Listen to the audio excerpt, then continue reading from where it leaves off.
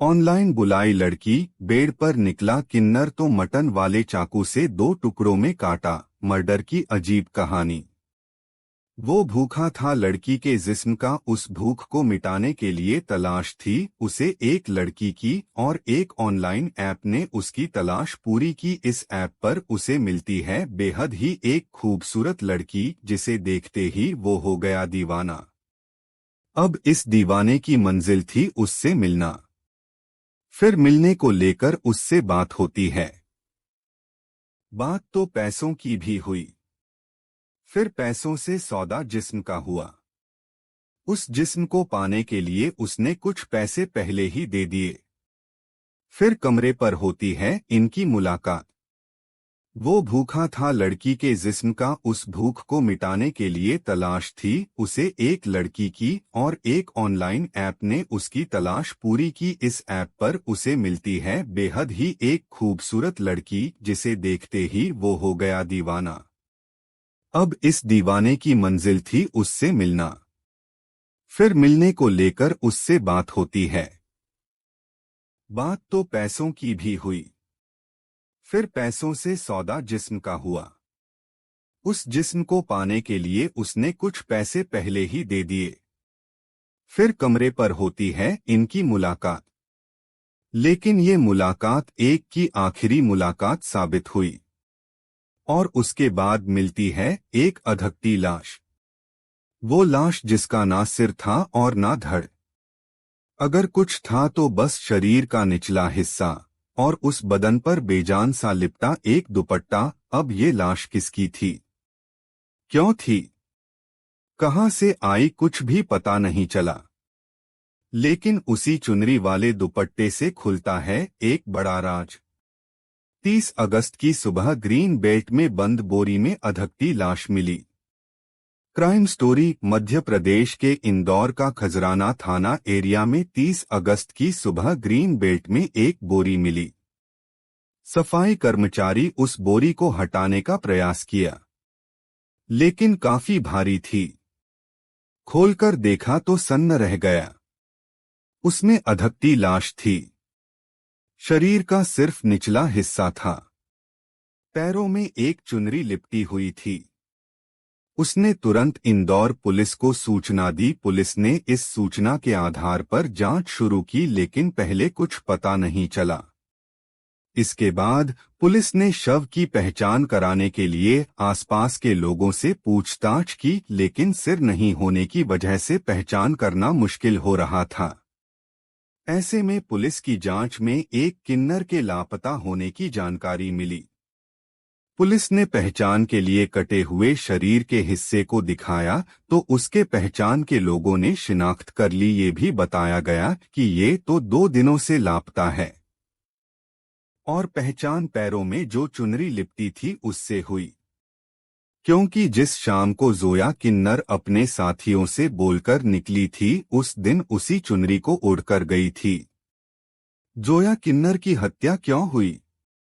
ऐसे शुरू हुई जांच।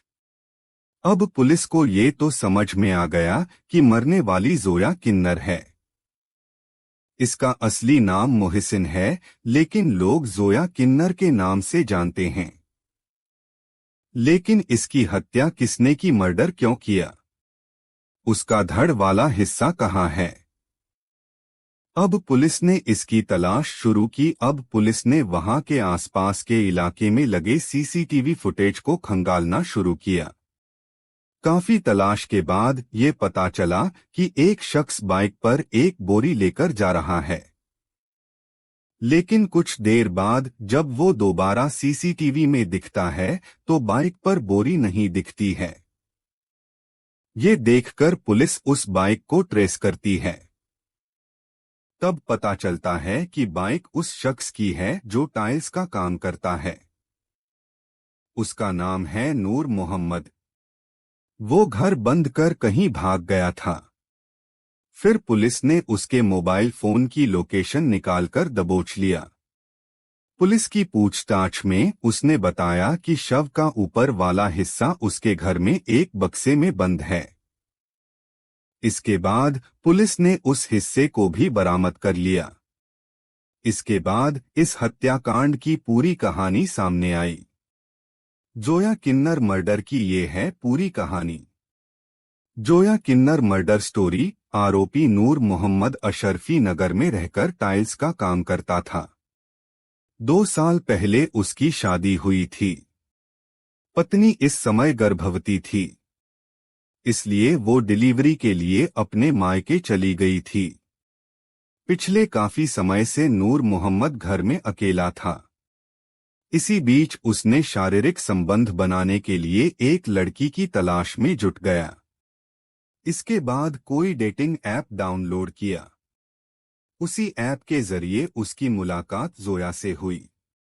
जोया ने खुद को लड़की बताया और फिर दोनों के बीच मिलने की बात हुई। मिलने के लिए जोया ने 2000 रुपए मांगे। नूर मोहम्मद तैयार हो गया। इसके बाद ऑनलाइन ही जोया ने 500 रुपए एडवांस मांगे। नूर मोहम्मद ने ऑनलाइन उसे एडवांस पैसे दे दिए। इसके बाद 27 अगस्त की शाम को एक ऑटो से जोया अशरफी नगर में नूर मोहम्मद के घर पहुंची। यहां आने के बाद जोया ने बाकी 1500 रुपए भी पहले ही ले लिए। इसके बाद जब दोनों फिजिकल रिलेशन बनाने लगे तब नूर मोहम्मद को जोया की हकीकत का पता चल गया। वो विरोध करने लगा, गालियां देने लगा, लेकिन जोया ने उस पर रिलेशन बनाने का दबाव बनाया। इसके बाद गुस्से में नूर मोहम्मद ने तौलिया से जोया के गले को दबाया और किसी भारी सामान से उसके सिर पर हमला कर दिया, जिसके बाद जोया की मौत हो गई। जोया को मरा हुआ देख वो घबरा गया। इसके बाद शव को एक बक्से में रखकर भागने की सोचने लगा, लेकिन बक्से में पूरा शव नहीं आ सका। इसके बाद उसने मीट काटने वाले धारदार चाकू से जोया के शरीर के 2 टुकड़े कर दिए। इसके बाद शरीर से खून निकलता रहा और 2 दिनों तक नूर मोहम्मद घर में ही रहा। वो शव के साथ 2 दिनों तक रहा। इसके बाद 29 अगस्त की रात में एक बोरी में जोया के निचले हिस्से को बोरी में रखकर दूर ले गया और अंधेरे में ग्रीन बेल्ट में फेंककर लौट आया। इसके बाद वो घर को बंद कर कहीं भाग गया था, लेकिन पुलिस ने उसे गिरफ्तार कर लिया।